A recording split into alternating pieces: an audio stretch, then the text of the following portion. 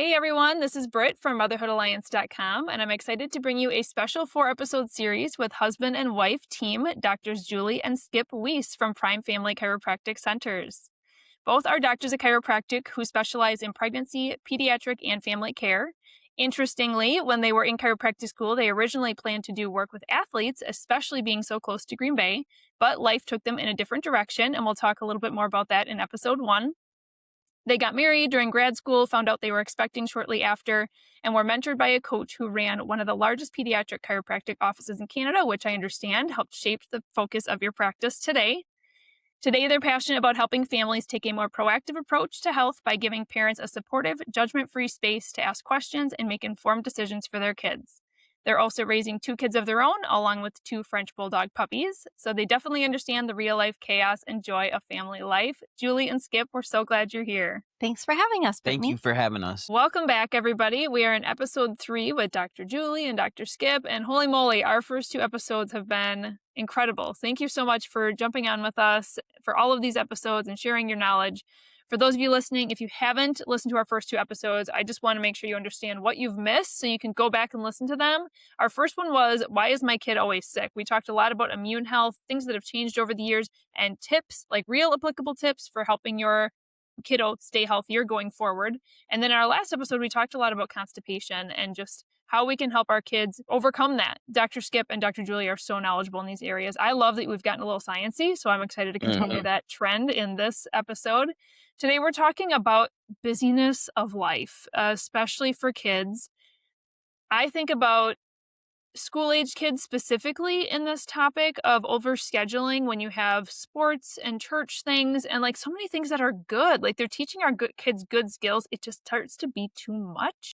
But even I think nowadays, especially since COVID, even the moms of littles are just, they don't feel content being home, which I felt that way, honestly. You just need that socialization. And so you're still constantly busy when you have little kids. So I would love to just start by talking a little bit about our childhood, like 30 years ago versus today, and kind of the expectations society has put on us and how it's changed. Can you guys share a little bit about what you've seen for yourselves, but also in your office? Yeah, it's definitely, society has definitely changed. People don't want to be bored anymore, or they don't know how to be bored. I think with the advent of cell phones, people have lost creativity, right? So like, when was the last time that if you're a stay-at-home mom that you got down on the floor and you built a fort with your kids? Chances are no, and no judgment whatsoever. But it's very real when you actually realize that you sometimes would rather be scrolling on your phone than to be in active play with your child. Now, when we have a baby, like that's different, right? Like the baby's usually strapped to us. But even in those instances, like I've seen the struggles that many families have of like, yeah, all it does is it just wants to cling to me, and all it does is eat all day. That is the one thing that it's supposed to do. And I think that society has romanticized of what it's like to now build a family, in that it's very hands off, and that if you don't, show up and look perfectly made up and to do all these things or have your child associated with all these different activities and doing all these clubs, then you're failing as a parent. When it is okay for you to sit at home and play with Legos or make a fort or have a nap time and read books. Yeah, I think you hit it on the head when you just talked about the kids, especially when it comes to something like sports or activities where they're like, well, if I don't start them early these days, they're never going to have a chance to even be part of the high school basketball team. Like not even looking at making it to the pros, but like even just making it to play high school sports and enjoy those aspects, because they really are amazing, enjoyable seasons full of learning about different teamwork and skills and stuff like that. But if you don't start early, if you wait until your kid is 10, they're never going to make it. So like there's so much pressure there. So do you feel like kids, especially the ones coming in your office, are these busy schedules stressful to them, or is it really enjoyable and because they never have to be bored? Where do you feel like they're feeling? It's not. And the number one key for that is when the parent hears, I don't want to go anymore. And it's hard to hear, right? It's you want because what happens is you want your children to be in sports. We want them to. We understand being athletes. Julie and I both. I put athletes in quotation for me. Definitely athlete for you. But we both played sports in high school and in grade school. And one of the biggest things that we found valuable with that is the team building, camaraderie, learning to win, what it's like to actually lose in life, because there are winners and losers, and like what it's like to build personal character around that. It gets shied away from due to the hyper competitiveness of society.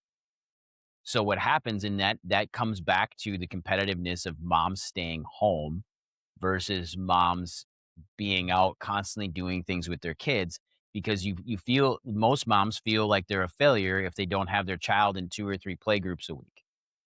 And the reason why is because they feel that their children won't be socialized. And now we're getting into social norms, which is really sad. But most parents will say, you'll hear this, like, oh, you homeschooled? Yeah, they homeschooled. Well, are their kids socialized? And I mean, that stigma has been on children and parents since I was born in the 80s.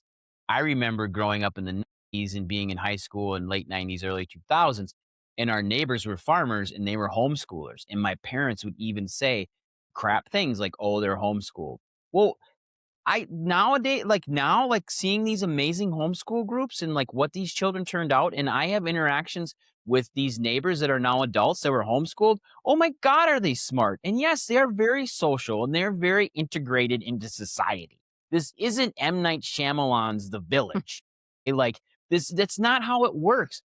But what happens is it's this nature, right? And you hit this on the head. As parents, we worry about our kids getting fulfillment and fun out of sports. Well, some kids just like being in the sport. They don't care if they play. They just like practice. They love the process. They have a lot of fun. They make friends. That's typically the kid in the outfield looking at the dandelions, and but they're having fun. It's the hyper competitiveness that we placed on our children to be good that has actually changed their love for the sport. So when they start telling you they don't like it, they don't want to go, they're not enjoying it, they need a break and their body needs a break. That's their nervous system literally telling you, I don't want to do this anymore. I'm exhausted. I'm wore out. Case in point, I will tell you this. Last year, our son, phenomenal golfer, very good, very good. I want him to have fun. I don't want him worried about 2 strokes that could keep him from winning a tournament.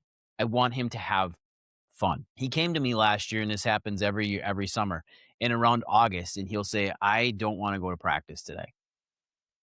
And I'll ask him, I'll say, so you don't want to go to practice because you're not having fun anymore, or you don't want to go to practice because you just don't want to go?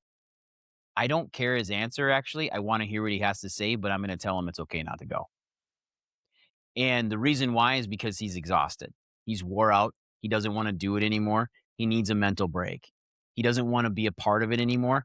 And when we grew up as kids, we were told, like, you don't quit. Once you make your commitment, you don't quit. We've all heard that. It's okay to quit sometimes. It's okay to stop. And as a parent, you have to give yourself the freedom to say no. You have to give yourself the freedom to say, it's okay if my kid doesn't complete the sport out. And I think as a parent, you have just as much pressure on yourself for your child to be there as you have on your child to be there as well. And that's not fair to any of us as parents. It's really hard.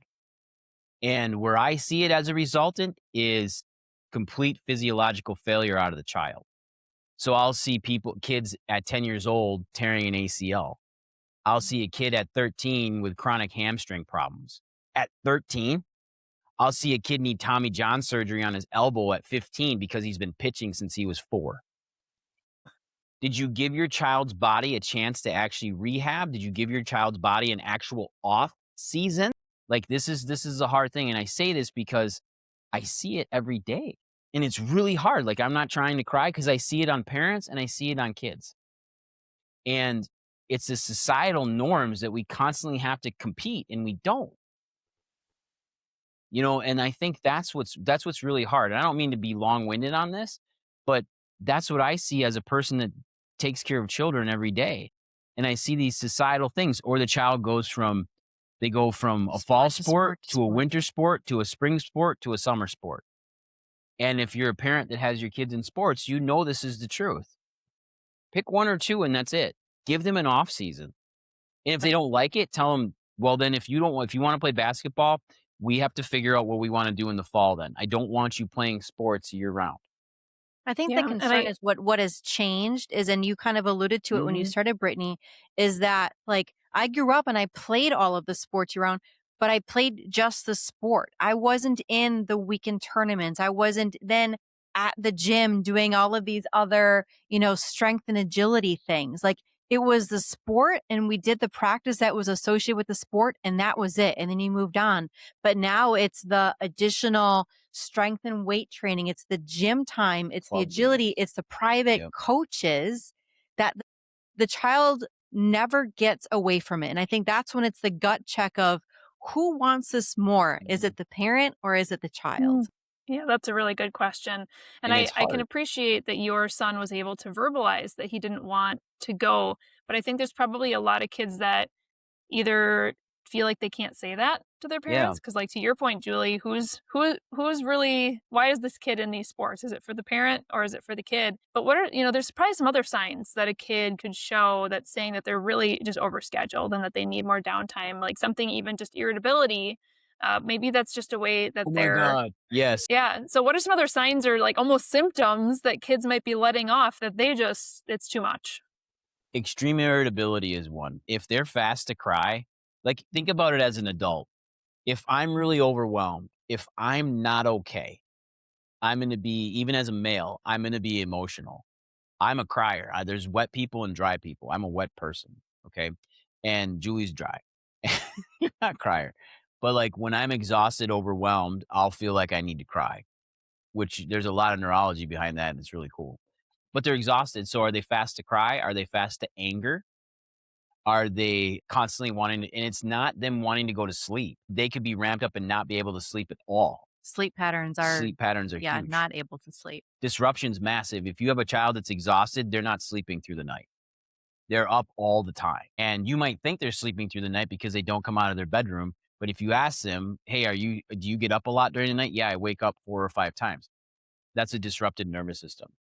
Their cortisol is gonna go up because they're stressed. Mhm. You're gonna notice, like, if they're really hitting fatigue, if maybe they're not cueing into it, that, like, all of a sudden, like, they're walking and they, like, sprain an ankle or they just become like really you're prone to injury, right? When Yeah. you overuse your body, it's going to just start to break down. And like I was like, the body doesn't do anything more than it needs to. It's going to run the program just like it's supposed to. And if all of a sudden it's like making you trip and like do these things, like cue into like, okay, maybe I shouldn't be doing this. Maybe I need to take a break.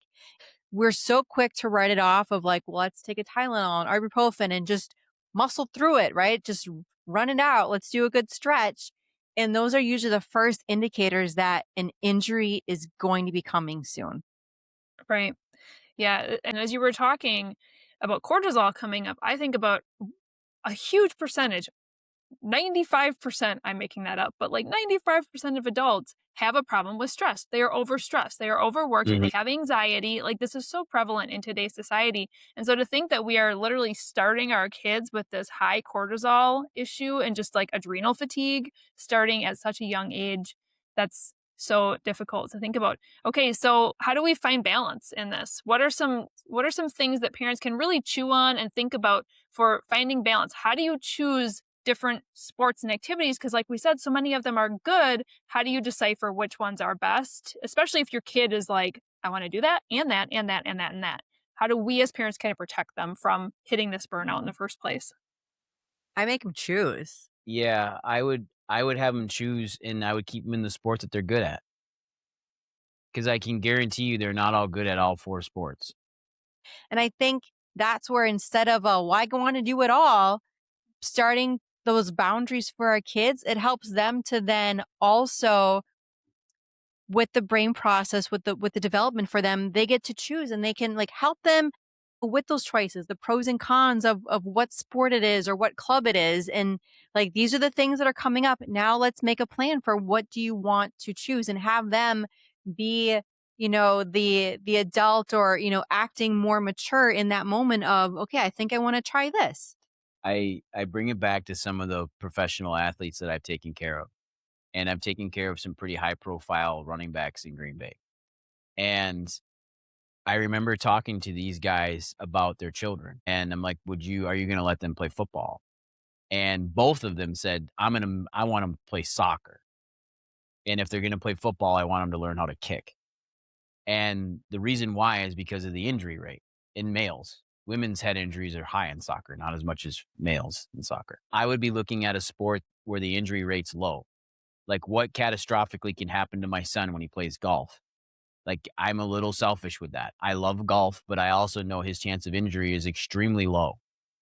Same thing with a child that runs cross country. Their chance of injury is extremely low. Now, you will tell me that cross country is violent, Can be because it is. dangerous. It can be dangerous. Like, I know. Same thing Broken with nose. track athletes, but also, like, if they're in heavy duty contact sports, what do we have to understand? And my biggest one is, it's not so much extremity injuries as it is head injury. And what is going to make your child 1 or 2 head injuries away from actually having serious difficulty and problem? Case in point, my nephew got a concussion in football 2 years ago. His concussion lasted a month, like him recovering. This year, he had a chance to go out for football, and he sat down with my brother and sister and said, "Mom and Dad, I don't want to go out for football this year." And my brother is a diehard football person. Like, he loves it, and he's smart. He's educated football wise. He's one of those guys that can watch anything happen and tell you what's going to happen. Like, he's very intelligent. He's football intelligent.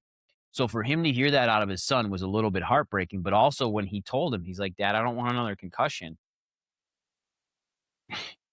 How do you argue You that? can't help but understand that kid's worried about his mental health.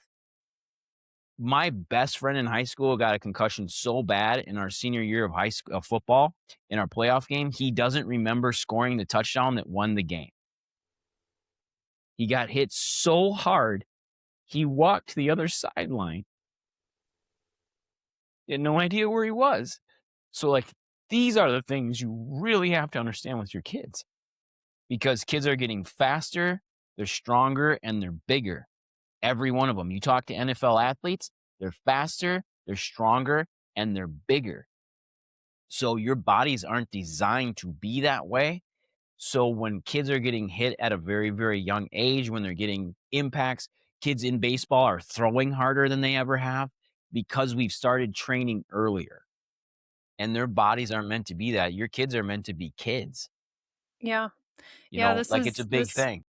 has a couple of thoughts going through my head of, Mhm. like, this year, my kids are 8 and 10, and so my husband used to play ice hockey for fun with his friends when he was in high school, so he's very good on skates. Yeah.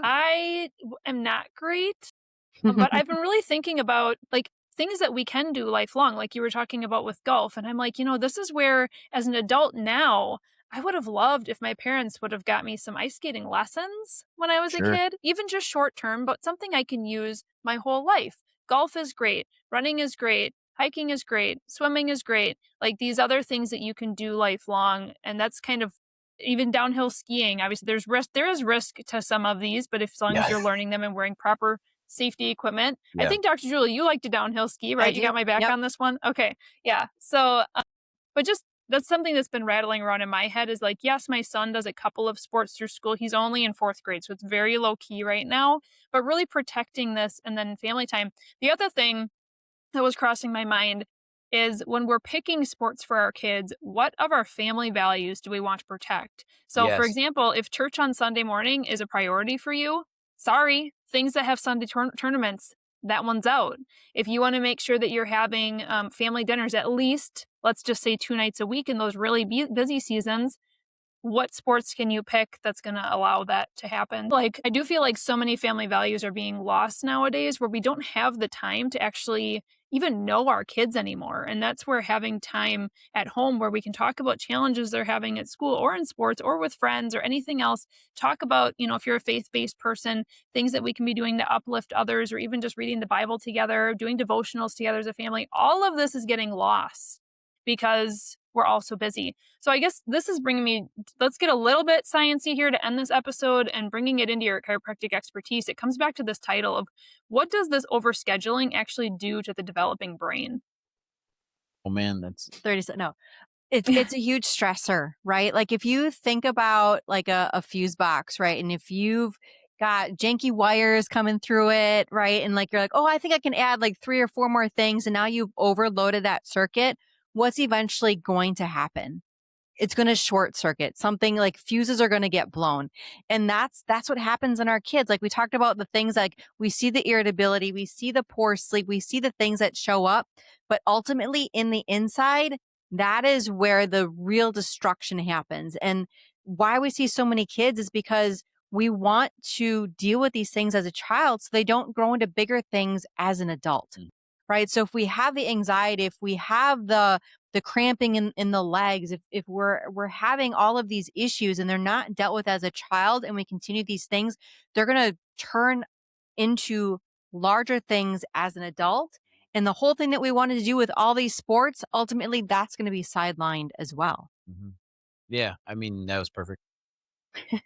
I mean, you go into brain development, but I'm not going to do that.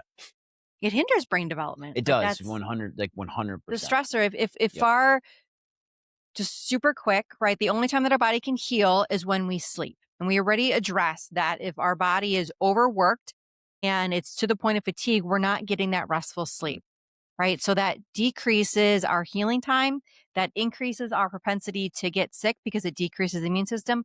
And then that slows down our development. And then all of a sudden, the next thing we know, we're falling behind in class, right? Now, all of a sudden, we have some learning challenges that are popping up. And it was all attributed to because I just wanted to play basketball.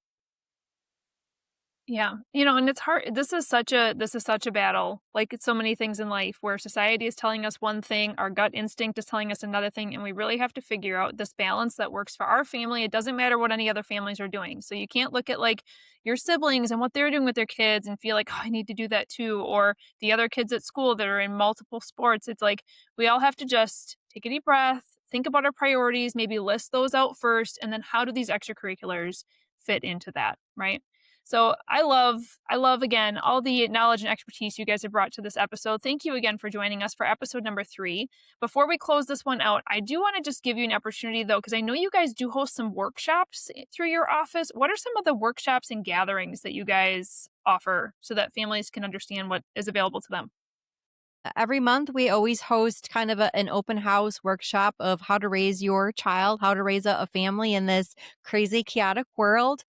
We talk a little bit about chiropractic, but more so how to be successful, really living within that model. And so we host that once a month. I also host, it's called Social Oak. It's a ladies' night. It's always the third Thursday of the month. But that's just really a time for a mom, for women, ladies. You don't need to be married. You don't need to have kids. But it's kind of a reason for you just to maybe step into a different environment, meet some new friends. We do some activities. Sometimes people just need like an adult timeout. And so if you need to come sit in the corner, have some snacks, have some drinks with us, we host that as well. Perfect. And I do want to mention to listeners, if you are feeling overstimulated yourself lately, Julie and Skip are offering a complimentary sound lounge session for anyone listening. We talked about that in our prior episodes. If you want to hear a little bit more about that, you can jump on their website or listen to a prior episode to understand what that is. But that sounds like a great way to just kind of take some time for yourself as well. So we do have one more episode coming up with you guys. We're going to be talking about migraines and headaches in our next episode. I think this will apply for kids and for adults, honestly. So we are excited for one more episode with you guys. That one's coming up next. If you enjoyed this episode, would you consider leaving a rating or review or sharing it directly with a friend who could benefit from the information? We know that you're a busy mom or caregiver, and our goal is to make your life easier by bringing tips and tricks directly from experts into your earbuds. By sharing this episode with someone you love, you can play a critical role in helping to make their life easier as well. We appreciate your time, and thank you for being a part of the Motherhood Alliance family.